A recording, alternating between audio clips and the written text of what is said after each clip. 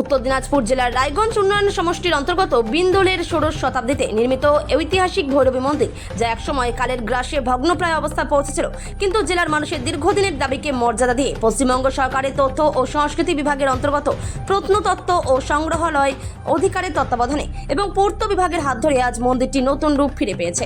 সোমবার এই ঐতিহাসিক দিনে নব সংস্কারকৃত এই ভৈরবী মন্দিরের শুভ দ্বারোদ্ঘাটন অনুষ্ঠিত হয়।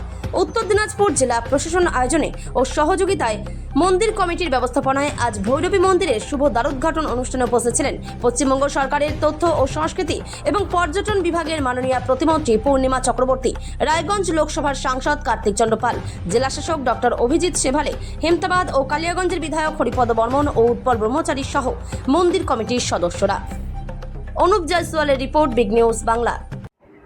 দেখুন, এই রাজ্যে আমাদের সংস্কৃতি, ঐতিহ্য, সমৃদ্ধ ঐতিহ্য, প্রাচীন মন্দির যেটা সংরক্ষণ অভাবে, অবহেলা অভাবে ক্ষতিগ্রস্ত হচ্ছিল। নতুন সরকার আসার পর উদ্যোগ নেওয়া হলো মাননীয় মুখ্যমন্ত্রী শুভেন্দু অধিকারী মহাশয়ের নেতৃত্বে। রাজ্য জুড়ে প্রাচীন মন্দির, ঐতিহ্যবাহী স্থাপনাকে কিভাবে সংরক্ষণ সংস্কার করা যেতে পারে, আমাদের বর্তমান প্রজন্ম আগামী প্রজন্মের কাছে এইটা অমূল সম্পদকে নিয়ে যাওয়ার জন্য একটা গুরুত্বপূর্ণ পদক্ষেপ।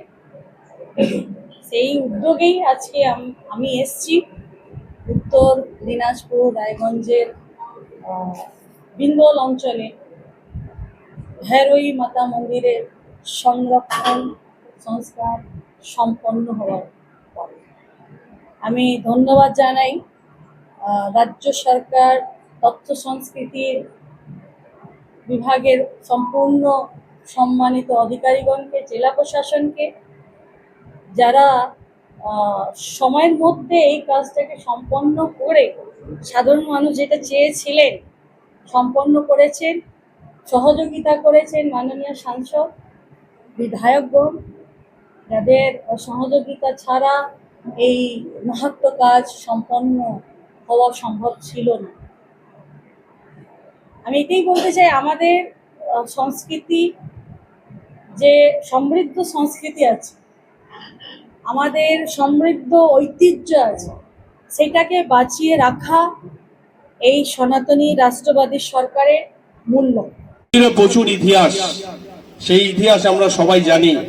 ঠিক তেমনি তার সাথে সাথে আমাদের এখানকার মানুষের যে দাবি ছিল এই মন্দিরের সংস্করণ, এই নিয়ে একটা কাজ হলো, যে কাজটা সম্মানীয় আমি মন্ত্রী মহাশয়ের সাথে কথা বলছিলাম, তিনি এটুকু কাজ দেখে খুশি না, তিনি আরো কাজ চাই। তিনি কাজের জন্য অলরেডি আপনাদেরকে উনি নিজেই বলবে, আমি কিছু বলছি না, ওনার সাথে এখন কথা হলো আমার। তবুও আমাদের গ্রাম বাংলার যে বৈচিত্র্য বা আমাদের এখানকার যে কৃষ্টি, আমরা সমাজ ব্যবস্থায় আমাদের আরাধ্য দেবী ভৈরবী মাকে স্মরণ করে সবকিছু করি। কারণ আমি যখন ভোটে দাঁড়িয়েছিলাম, সত্যি আমার একটা ডুবন্ত নৌকা ছিল, মায়ের এখানে এই মাথা ঠুকে প্রণাম করে গিয়ে বলেছিলাম, মা আশীর্বাদ করো যেন আমরা এই সমাজকে বেঁচে থাকতে পারি। আমাদের উত্তর দিনাজপুর ভৌগোলিক দিক দিয়ে একদম একটা পিছিয়ে পড়া জেলা। আমরা আগে পশ্চিম দিনাজপুর ছিলাম, পশ্চিম দিনাজপুর থাকার পরে আমরা ভেবেছিলাম জেলা ভাগ হয়েছে উত্তর দিনাজপুর, অনেক ডেভেলপমেন্ট হবে। আজকে 34 বছর 15 বছর চলে গিয়েছে, আমরা পিছিয়েই রয়েছি। আমাদের বর্ডার এরিয়া, আমাদের গরিব মানুষের বাস, বেশিরভাগ উদ্বাস্তু শরণার্থী সনাতনী, যারা আমরা শ্রেষ্ঠ ভারত, বিকশিত ভারত 2047 সেই লক্ষ্যে আমরা এগিয়ে যাচ্ছি। আপনারা দেখছেন ইতিমধ্যে আমাদের সরকার, আমাদের নেতা, আমাদের মুখ্যমন্ত্রী শুভেন্দু অধিকারী মহাশয়, তিনি গ্রাম বাংলার জন্য অলরেডি কাজ শুরু করে দিয়েছেন। সেই জায়গায় দাঁড়িয়ে আমাদেরও কিছু দায়িত্ব থাকে। আমিও মায়ের কাছে প্রণাম ঠুকে বলে গিয়েছিলাম, মা আমি যদি জিততে পারি আমি তোমার কিছু বিষয় ভাববো। তাই মায়ের আশীর্বাদে যখন জয়ী হয়েছি, আপনারা জেনে খুশি হবেন, এখানে একটা কমিউনিটি হল নাই, অলরেডি 20 লক্ষ টাকার বেশি দিয়ে সেটার অনুমোদন হয়ে গেছে, টেন্ডার হয়ে গেছে। এবং আমাদের যে মায়ের পুজো 27 তারিখে আসে, মায়ের পুজো পার হয়ে গেলে আমরা সেই কাজ করব। তার সাথে সাথে আমি সম্মানীয় মন্ত্রীদেরকে অনুরোধ করব যে আমরা সত্যিই খুব প্রত্যন্ত এলাকায় থাকি, আমাদের প্রচুর সমস্যা, ভালো হসপিটাল নেই বা আমাদের ক্ষেত্রে যোগাযোগ ব্যবস্থা নেই, একটা ট্রেন রাধিকাপুর, এবং আমাদের ছেলেরা মেয়েরা যখন পড়তে চায় অনেক কষ্টে যেতে হয়। আমাদের সরকার আসার পরে নতুন করে দিল্লির ট্রেন দিয়েছে, ব্যাঙ্গালোরের ট্রেন দিয়েছে।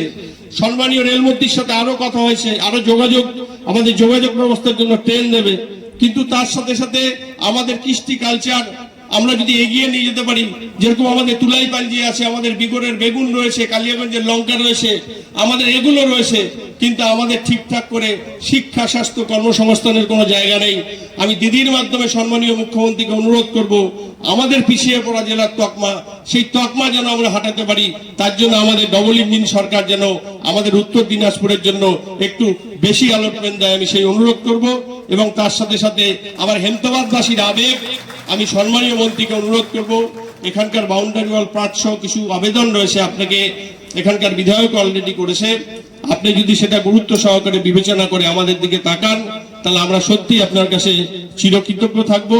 আপনি অত দূর থেকে আমাদের ভৈরবী মায়ের এখানে এসছেন, আমরা সবাই মিলে আপনার ভৈরবী মায়ের কাছে প্রার্থনা করব, আপনি সুস্থ থাকুন, ভালো থাকুন, মানুষের জন্য কাজ করুন। এবং উপস্থিত যারা এসছেন মায়ের টানে আবেগে, আমি সবাইকে আরো একবার সশ্রদ্ধ নমস্কার জানাই। তার সাথে আরো একবার আপনাদেরকে বলতে চাই, আপনারা বিবেকের টানে সাড়া দিয়ে, হেমতাবাদ বিধানসভার ভৌগোলিক পরিস্থিতি একদম অন্যরকম ছিল, তবুও আমাদের হরিদাকে জিতিয়েছেন। তার জন্য আমি আপনাদেরকে অনেক অনেক ধন্যবাদ, নমস্কার, কৃতজ্ঞ।